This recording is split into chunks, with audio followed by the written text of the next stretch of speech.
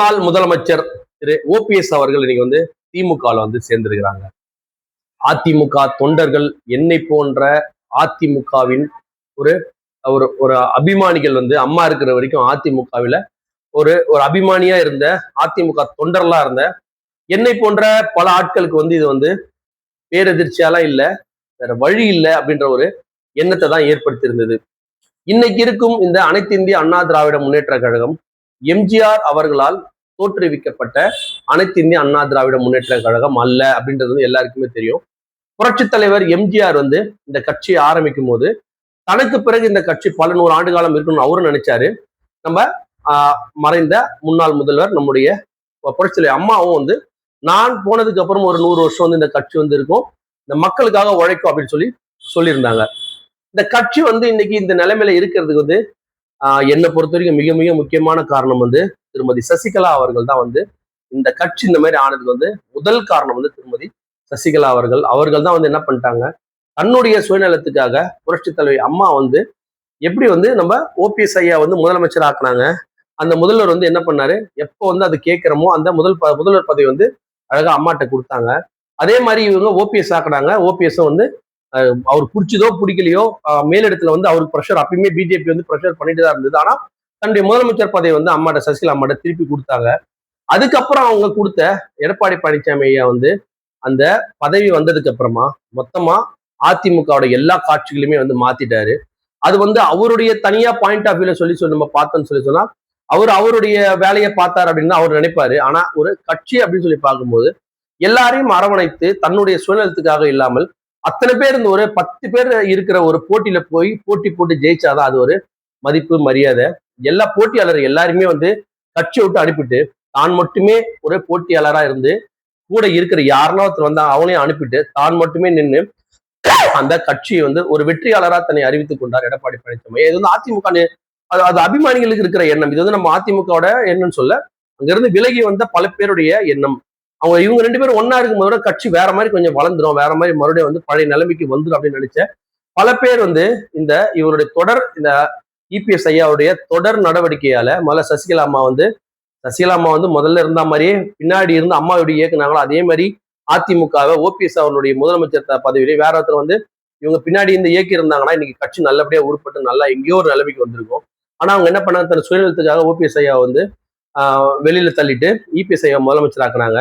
அப்போ ஓபிஎஸ் ஐயா வந்து பிஜேபியோட பேச்சை கேட்டுக்கிட்டு பிஜேபி ஒரு அஜெண்டா என்னன்னா அதிமுக ஒழிக்கணும் அப்படின்றது பிஜேபியோட ஒரு அஜெண்டாவா இருக்கு. அவங்க ஓபிஎஸ் இபிஎஸ் 2 பேரையும் இந்த 3 பேரையும் வந்து பயன்படுத்தி கொண்டு எந்த காயினை எங்க நம்ம நவுத்தணும் அப்படின்னு சொல்லி பிளான் பண்ணி அவங்க போட்ட பிளான்ல 3 பேருமே பலிகடாகி இன்னைக்கு 3 பேருமே பழைய 4 பேரு டிடி தினர் வந்து அம்மா இருக்கும் போது இல்லாத அவர் நம்ம பேச விரும்பல. இந்த 3 பேருமே வந்து ஒரு இடத்துல போய் காயின் பண்ணி இன்னைக்கு சசிகலா அம்மா தனியா ஒரு கட்சி ஆரம்பிக்கிற மாதிரியும் ஓபிஎஸ் வந்து ஒரு அம்மாவால ஒரு அம்மாவின் அபிமானி அம்மாவுடைய பிள்ளை மாதிரி இருந்த ஒருவர் வந்து இன்னைக்கு வந்து திமுக போய் சேர்ந்திருக்காரு அப்படின்றது வந்து பல அதிமுகவின் அபிமானிகள் வந்து எவ்வளவு ஒரு பேரெதிர்ச்சியா இருக்கும். ஆனா அவங்களுக்கு வேற வழி என்ன இருக்கு அப்படின்றத நம்ம யோசிச்சு பார்க்கும்போது நம்ம ஒரு ஓபிஎஸ் ஐயாவோட மனசுல யோசிச்சு பார்க்கும்போது வேற என்ன ஒரு பண்ண முடியும். தன்னுடைய எல்லாத்தையும் விட்டுட்டு கேட்டுட்டாரு, என்ன வந்து நான் எந்த பொறுப்பும் எனக்கு வேணாம், அந்த கட்சியில மட்டும் உள்ள சேருங்க, அந்த கரைவெட்டை கட்ட விடாம அவரை கட்சி விட்டு வெளியில போகணும்னு ஃபுல்லா தள்ளிட்டு அவரை ஓய்வு எடுத்திருந்தா மட்டும்தான் இவன் நல்லவன் சொல்லியிருப்பாங்க. என்ன காரணமோ அவருக்கு இருக்கிற வயசுக்கும் அவருக்கு அனுபவத்துக்கும் திமுக சென்றிருக்கிறாரு. அவர் மீண்டும் வந்து அதிமுக ஒன்றிணைந்தால் வருவார். ஆனால் அவருக்கு அந்த பழைய பதவி வந்து கொடுக்கறது கொஞ்சம் கஷ்டமாயிடும். ஏன்னா திமுக ஒரு பொறுப்புல இருந்து மறுபடியும் அதிமுக தலைமையை வந்து ஒரு வகிக்கிறது கொஞ்சம் கஷ்டமா தான் இருக்கும்.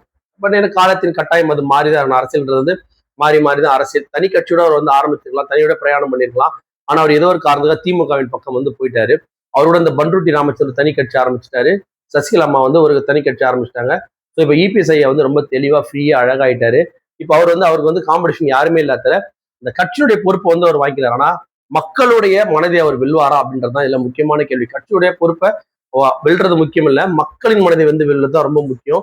அந்த மக்களின் மனதை அவர் வென்றுட்டார் அப்படின்னு சொன்னார்னா இபிஎஸ் ஐயா சொல்றதா இதுக்கப்புறம் சட்டம் அதிமுகல. அப்புறம் மக்கள் மறுபடியும் புதுசா அவருடைய இது சேர்ந்து அவருடைய கொள்கைகள் அவருடைய வழித்தொடர்ல வந்துதான் அடுத்து அந்த கட்சியை வந்து கைப்பற்றுவாங்க. தவிர இப்போ ஓபிஎஸ் ஐயாவோட சம்பந்தப்பட்ட ஃபேமிலியோ ஏற்கனவே வைத்தியலிங்கம், இங்க வந்து பண்ருட்டி ராமச்சந்திரன், கூப்பா கிருஷ்ணன், அந்த மாதிரி பல தலைவர்கள், நம்ம செங்கோட்டையன் போல பல தலைவர் வந்து கட்சி விட்டு வெளில போயிட்டதால இப்ப இந்த கட்சி வந்து இந்த தேர்தல் எப்படி சந்திக்க போகுது நமக்கு தெரியல. ஓபிஎஸ் ஐயாக்கு வந்து இதை விட்டா வேற என்ன நிலைமைன்னு எனக்கு தெரியல. ஆனா என்ன மன கஷ்டம்னா 3 முறை முதல்வராக இருந்த ஒருவருடைய நிலைமையே வந்து அதிமுக இந்த அளவுக்கு இருக்கும்போது ஒரு சாதாரண தொண்டன் நிலைமை வந்து எப்படி இருக்கும் பாருங்க.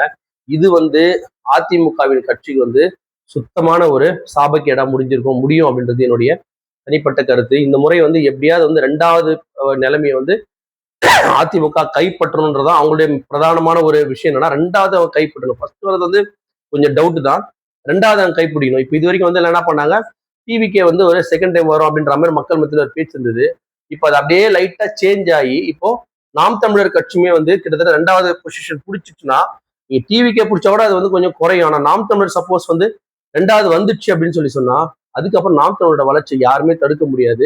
இது நம்ம சொல்றது வந்து கற்பனைன்னு நினைச்சுக்காதீங்க. இன்றைய களம் எப்படி இருக்கு அப்படின்னா, திமுக அப்படின்றதுல எந்த மாற்று கருத்தும் யாருக்குமே என்ன பொறுத்த வரைக்கும் கிடையாது. திமுக வந்து பல பேரை ஒன்றிணைத்து, பல சக்திகளை ஒன்றிணைத்து இன்னைக்கு ஒரு வலுவான ஒரு கூட்டணியாகவும், வலுவான ஒரு கட்சியாகவும் திமுக இருக்கு. அதை வந்து அது நம்ம போட்டியிலே இல்ல. திமுக தான் அவங்க சொல்றது அடுத்த முதல்வர்ன்றது எனக்கு எந்த மாற்று கருத்தும் கிடையாது. மீதம் இருக்கிற 3 பேர்ல வந்து ஒரு கட்டத்துல அது டிவிக்கேவா இருந்தது. அது டிவிக்கு அந்த ஆரம்பத்தையான மற்ற 2 கட்சி ரொம்ப பெருசா ஷைன் பண்ணாதப்போ, அப்புறம் அது அதிமுகவா அப்படியே லைட்டா இப்ப சேஞ்ச் ஆச்சு. கொஞ்ச நாள் அந்த கூட்டணி சேர்ந்த உடனே இப்ப மறுபடியும் பாத்தீங்கன்னா இவங்க 2 பேர்ல இருந்து இப்ப ஓபிஎஸ் ஐயா விலைக்கு வந்தது வருமா. இப்ப விஜயனுடைய பேச்சுகள் வந்து மக்கள் மனசு பெருசா கவரல. அவருடைய பழைய ஸ்டாண்ட்ல இருந்து இறங்கிட்டாரு. அவர் பேசுறது எல்லாமே ரொம்ப கிண்டலும் கேலியும் செய்யறதால விஜயகாந்த் ஐயா எப்படி கடைசி காலகட்டத்தில் இருந்தாலும் அந்த மாதிரி வந்து விஜயோட முதல் காலகட்டமே விஜயகாந்த் ஐயோட கடைசி காலகட்டம் மாதிரி மாறிடுச்சு. ஆனா நாம் தமிழர் கட்சியினுடைய சீமானுடைய பேச்சுக்கள் சமீபத்தில் நடந்த மாநாடு வந்து அந்த கட்சி தொடர்பு மிகப்பெரிய ஒரு புத்துணர்ச்சி ஏற்பட்டிருந்தால இன்னைக்கு நாம் தமிழர் கட்சி வந்து நீங்க நம்ப முடியாத அளவுக்கு ஒரு பர்ஃபார்மன்ஸை காட்டும் அப்படின்றது என்னை போன்ற ஆட்களோட நம்பிக்கை. கிட்டத்தட்ட அது 2வது பொசிஷன் வந்துடுச்சுன்னா போட்டி வந்து இதோட திமுகவுக்கும் நாம் தமிழர் கட்சி மட்டுமே இருக்குமே தவிர எக்காரத்தை கொண்டும் இதுக்கப்புறம் நாம் தமிழர் 2வது வந்துச்சுன்னா அதிமுகவும் நம்முடைய தாவேக்கா இந்த தேர்தலுக்கு அப்புறம் இருக்குமான்றது என்ன போனாலும் சந்தேகம் தான். நான் அவர் வந்த அரசியல் வந்த முதல் வீடியோலயே சொல்லிட்டேன், இவர் வந்து அடுத்த தேர்தலா இவர் வரது கஷ்டம் அப்படின்னு சொல்லிட்டு. அப்ப அதிமுக ஏன்னா ஒரு சில இடங்கள்ல வந்து நாம் தமிழர் கட்சி முன்னேறினா கூட நாம் தமிழர் கட்சி வளரும் கூட கட்சி, கொள்கை, சித்தாந்தம், இளைஞர்கள், போராளிகள் எல்லாமே இருக்கிற கட்சி நாம் தமிழர் கட்சி. திமுக ஆல்ரெடி ஒரு பயங்கரமான இன்டாக்ட் உள்ள கட்சி, எந்த விதமான பிரச்சனை இல்லாம அடுத்த தலைமுறைக்கு வழிவிட்டு இருக்கிற கட்சி வந்து திமுக. ஸோ அது அப்படியே ஸ்ட்ராங்கா தான் நிக்க போதா இல்லையா. அது கூட யார் போட்டி போட போறாங்க அப்படின்னு அவர் வந்து ஃபைனல்ல நிக்கிறாரு. இந்த முறை நடக்கிறது செமிஃபைனல் தான். ஆனா இந்த முறை கன்ஃபார்மா வந்து திமுக வெற்றி. ஆனா அடுத்த தேர்தலில் வந்து ஒருவேளை வந்து ஸ்டாலினுடைய தலைமையை மாற்றப்பட்டு உதயநிதி ஸ்டாலின் அவர் வந்தாங்க அப்படின்னு சொன்னா திமுக கொஞ்சம் வீக்கன் ஆகும். அந்த இடத்துல வந்து இங்க இந்த பக்கம் பார்த்தீங்கன்னா இருக்கிற 3 பேர்ல எடப்பாடி பழனிசாமி ஐயா, நாம் தமிழர் கட்சி, அதுக்கப்புறம் பேலன்ஸ் இருக்கிற நம்முடைய விஜய் இருக்க மாட்டார். அந்த 2 பேர்ல போடும்போது பயங்கரமான ஒரு போட்டியா இருக்கும். அந்த போட்டியில வந்து வெற்றி பெறது வந்து நாம் தமிழரோட மாறும். அப்போ இந்த ஓபிஎஸ் ஐயா அவருடைய இந்த வீழ்ச்சி வந்து அதிமுக இந்த விலகல் வந்து திமுக போய் சேர்ந்து வந்து தென் மாவட்டங்கள்ல வந்து தேவர் சமுதாயம் அந்த சம்பந்தப்பட்ட மக்கள்கிட்ட வந்து அதிமுகல இருந்த வந்த பல ஓட்டுகள் வந்து இன்று திமுகவுக்கு மாறுவதற்கான பல வாய்ப்புகளை ஏற்படுத்தி கொடுத்துட்டாரு இபிஎஸ். இது வந்து அரசியல் வந்து ஒரு மிகப்பெரிய தாக்கத்தை ஏற்படுத்த போகுது அப்படின்றதுல இப்ப மக்கள் சும்மா கிண்டல் அடிக்கிற மாதிரி இந்த வாட்ஸ்அப் அதுல பண்ற மாதிரிலாம் ஓபிஎஸ் சாதாரணமான ஆள் கிடையாது. அவர் அம்மாவால அந்த சமுதாயத்தின் ஒரு மிகப்பெரிய தலைவராக வந்து போற்றப்படக்கூடிய ஒரு தலைவர் வந்து ஓபிஎஸ். அவங்க இன்னைக்கு திமுக போனது அதிமுகவின் அழிவுக்கு வந்து மேலும் ஒரு பிரச்சனையை உண்டு பண்ணுது அப்படின்ற மாதிரி என்னை போன்ற அதிமுகவின் அபிமானிகள் நினைக்கிறோம்.